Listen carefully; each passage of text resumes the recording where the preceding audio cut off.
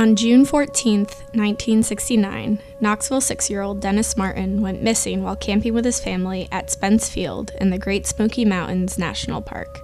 In the decades since, no verifiable trace of Dennis has been found. Even after 50 years, the search is still the most massive in the park's history. Dwight McCarter was a young ranger at the time of Dennis Martin's disappearance. He remembers the search back in 1969.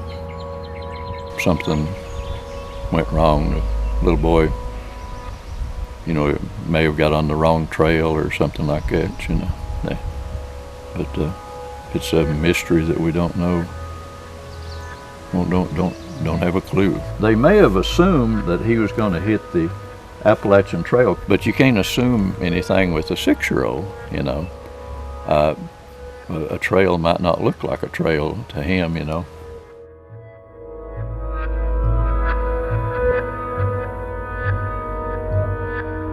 One of the things that didn't help is there were 2.5 inches of rain that came down that same night that Dennis, disappeared.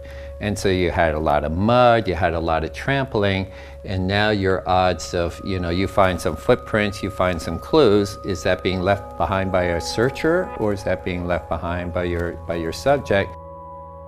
Officials later acknowledged that there were too many volunteers, many of them inexperienced and unfamiliar with the area.